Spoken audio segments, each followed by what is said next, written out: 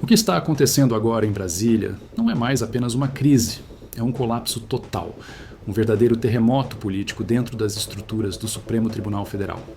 E o epicentro desse abalo sísmico tem nome e sobrenome: Alexandre de Moraes. Durante anos, ele foi vendido como o homem mais poderoso do país, a figura temida, o juiz que ninguém ousava questionar, blindado pela velha imprensa, pelos poderosos e pelo próprio sistema. Mas, de repente, o silêncio acabou. A muralha de proteção desabou, e o que surge por trás dela é o maior escândalo da história recente do Brasil. O caso Banco Master explodiu e as consequências já estão sendo sentidas dentro do próprio STF. Fontes de dentro da corte confirmam o impensável. Ministros, colegas de toga, já pediram nos bastidores que Alexandre de Moraes renuncie ao cargo. Sim, patriota, você ouviu direito. Aqueles que até ontem eram cúmplices do silêncio, agora querem distância de um escândalo que ameaça afundar toda a Suprema Corte junto com ele. E não é por acaso. Estamos falando de um contrato milionário entre o Banco Master e o escritório da esposa de Moraes, somado a pressões diretas dele sobre o Banco Central e até sobre a Polícia Federal. Isso criou uma tempestade perfeita, uma sucessão de revelações e contradições que tornaram impossível sustentar o discurso da inocência. O que era apenas um rumor de corredor, agora se tornou uma crise institucional aberta.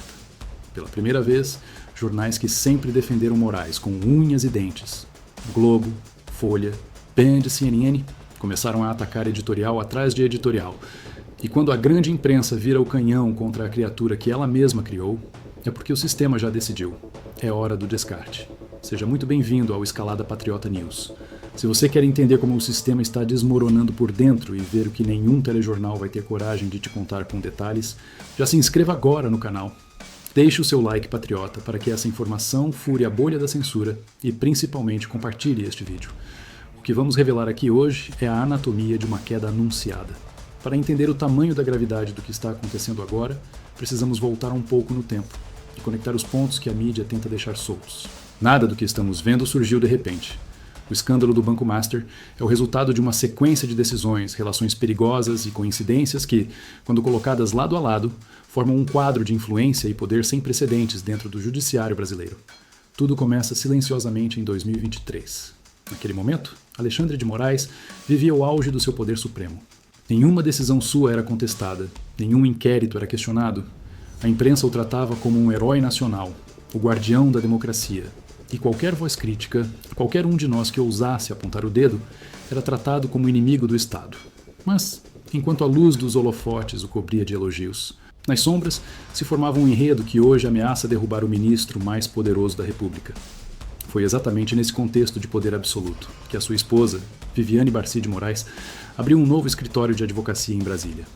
Curiosamente, o registro aconteceu no mesmo dia em que foi sancionada a ampliação da Lei Magnitsky, uma norma internacional usada para punir crimes de corrupção. Coincidência? Na política não existem coincidências. O que veio depois mostrou que o registro desse escritório era apenas o primeiro passo de uma operação muito maior. Poucos meses depois, esse escritório recém-criado fechou um contrato de 129 milhões de reais com o Banco Master. Preste atenção no valor, 129 milhões. Um contrato que, segundo reportagens investigativas que vazaram agora, não possuía escopo definido, ou seja, não explicava claramente quais serviços seriam prestados para justificar uma fortuna dessas. Pior, os pagamentos mensais seriam de 6 milhões de reais por mês durante 3 anos. E aqui vem o detalhe mais gritante, aquele que faz qualquer cidadão honesto sentir náuseas. O escritório de Viviane só atuou em um único processo para o Banco Master. Um processo simples, uma queixa-crime privada entre banqueiros, algo sem nenhuma relação com as investigações bilionárias que o banco enfrentava.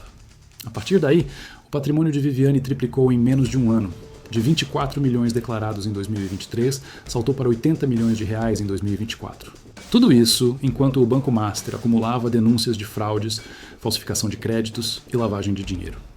Mas a história não para no enriquecimento meteórico. O buraco é muito mais embaixo. Entre o fim de 2024 e o início de 2025, o Banco Central, cumprindo seu papel técnico, começou a monitorar o Banco Master de perto. Os auditores descobriram indícios de manipulação de títulos, operações fictícias e repasses suspeitos que ultrapassavam 12 bilhões de reais. E foi nesse momento crítico que o nome de Alexandre de Moraes apareceu onde jamais, em hipótese alguma, deveria aparecer. Segundo o jornal O Globo, veja bem, o jornal O Globo, entregando Moraes, o ministro ligou pessoalmente para o presidente do Banco Central, Gabriel Galípolo, ao menos 4 vezes.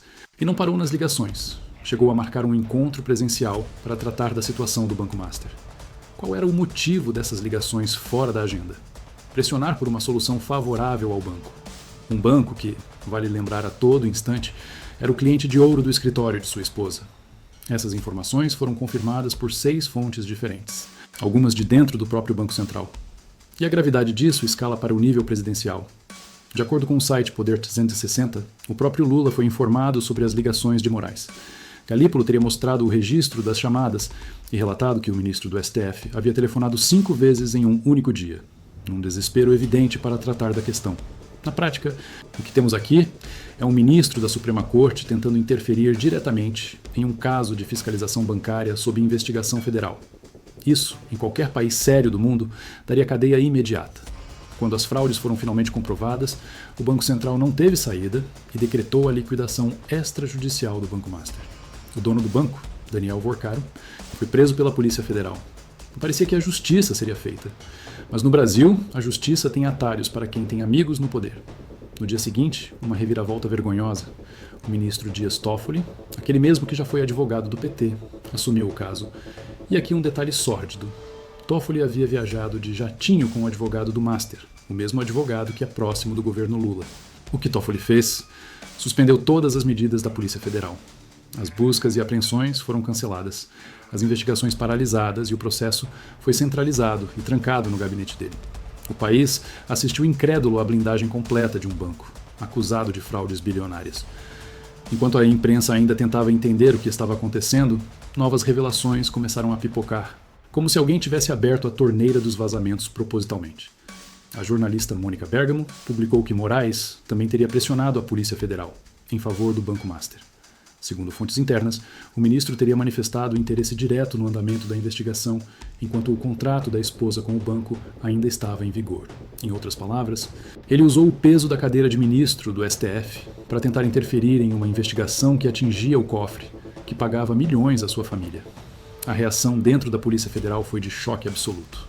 O diretor-geral, Andrei Rodrigues, teria relatado o episódio a Lula, que respondeu com aquela frase clássica de quem lava as mãos: faça o que for necessário. A grande mídia, acuada pelos fatos, começou a abandonar o barco. As manchetes mudaram drasticamente de tom. O homem que era intocável, o Xandão, passou a ser descrito como problemático, autoritário, exagerado e agora suspeito. A blindagem ruiu. E dentro do STF, o clima é de velório. Ministros começaram a manifestar desconforto. Reuniões reservadas foram convocadas às pressas. Os mais experientes, como Gilmar Mendes e Carmen Lúcia, temendo um colapso total de credibilidade da instituição, teriam sugerido a saída voluntária de Moraes. A frase que corre nos bastidores resume o pânico da corte. Ou Moraes sai, ou o Supremo desaba junto. O ministro Edson Fachin, segundo fontes, propôs criar um código de conduta para evitar novos escândalos. Uma medida que soa como piada diante da gravidade dos fatos. Mas quem conhece a arrogância de Alexandre de Moraes sabe. Ele não costuma recuar. E é justamente essa resistência que transformou um escândalo grave em uma crise sem precedentes. Agora, com a opinião pública em ebulição, a grande imprensa unida contra ele e o próprio Supremo dividido, o cenário é de colapso iminente. O sistema que o protegeu agora o quer fora. E a pergunta que começa a ecoar por todo o país é simples. Quem vai cair primeiro, Moraes ou a credibilidade do Supremo Tribunal Federal? Agora, patriota, preste muita atenção na análise do que realmente está acontecendo. O caso do Banco Master não é um acidente de percurso. É um sinal claro de que o sistema decidiu sacrificar o seu próprio criador. Durante anos, Moraes foi o braço de ferro do establishment.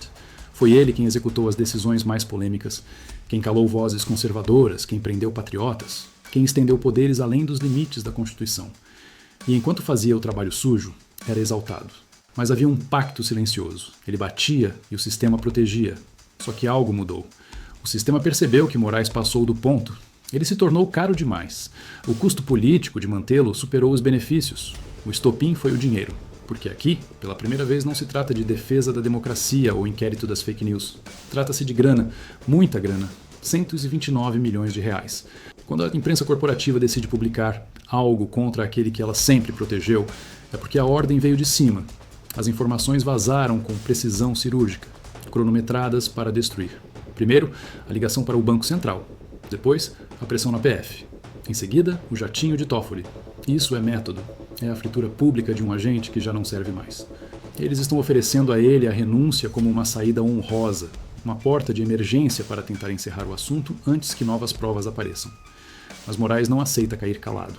Nos bastidores, dizem que ele está furioso, sentindo-se traído. E esse é o perigo para o sistema. Ele conhece os segredos. Ele sabe onde estão os corpos enterrados. Se ele decidir abrir a boca, o estrago pode ser terminal para a República. Agora me diz uma coisa com sinceridade.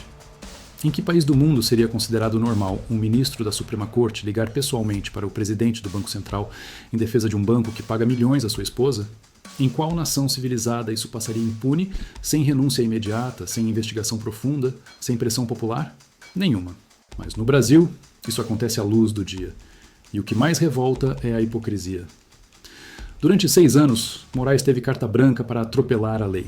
Mandou prender jornalistas, censurar redes sociais, calar vozes, confiscar contas de pais de família. Tudo isso com o aplauso da mídia. Mas quando o rastro da suspeita chega perto do bolso deles, aí o moralismo acorda. Onde está a coerência?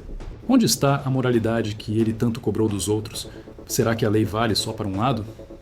Moraes mandou prender empresários por compartilharem memes no WhatsApp. Mas quando surge um escândalo de 129 milhões envolvendo a própria família, o silêncio toma conta da corte. Muitos dizem que é o sistema se purificando. Não se iluda. É o sistema tentando salvar a própria pele. Porque se esse caso for até o fim, a lama vai respingar em muita gente. Por isso, a nossa indignação precisa ser racional e estratégica. Não é apenas raiva, é consciência política. O que está em jogo aqui não é o destino de um homem, é o destino das instituições que fingem estar acima do povo. Se o Brasil aceitar esse escândalo calado, a corrupção togada será normalizada para sempre. O Brasil está diante de um ponto de virada histórico. A muralha da impunidade está rachando. Pela primeira vez em décadas, os brasileiros estão vendo os bastidores do poder nu e cru, sem a maquiagem da Rede Globo. E o que se vê é feio. Contratos milionários, interferências, pressão. Mas no meio dessa vergonha nacional, há esperança. Se até os intocáveis estão balançando, significa que a pressão funciona. Chegou a hora de cobrar o Senado. Onde estão os senadores que foram eleitos com a bandeira da justiça? Chegou a hora de exigir a criação de uma CPMI independente para investigar o escândalo do Banco Master. Chegou a hora de mostrar que o povo brasileiro tem paciência, mas não tem sangue de barata. Essa luta não é de direita ou esquerda, é uma luta entre os que servem ao Brasil e os que se servem do Brasil. Olhe ao redor. Governo enfraquecido, judiciário dividido, imprensa sem credibilidade. O terreno está fértil para a verdade. Mas ela só vai prevalecer se nós não deixarmos esse assunto morrer. O sistema aposta no seu esquecimento. Aposta que semana que vem você já vai estar distraído com outra coisa. Não permita isso. Eu te peço algo muito simples, mas que é a arma mais poderosa que temos hoje. Não deixe essa verdade ser abafada. Compartilhe este vídeo com força nos seus grupos de WhatsApp, no Telegram, com sua família. Mostre para aquele seu amigo que ainda acredita na narrativa do Jornal Nacional. A informação é a única coisa que eles não conseguem prender. O sistema só é invencível enquanto o povo estiver calado. Mas quando o povo fala, não há toga, não há partido e não há manchete que consiga segurar. O que está acontecendo agora é a prova de que nenhum império de mentiras dura para sempre. Vamos fazer a nossa parte. Brasil, acima de tudo. E a verdade, doa a quem doer, acima de todos. Nos vemos no próximo vídeo.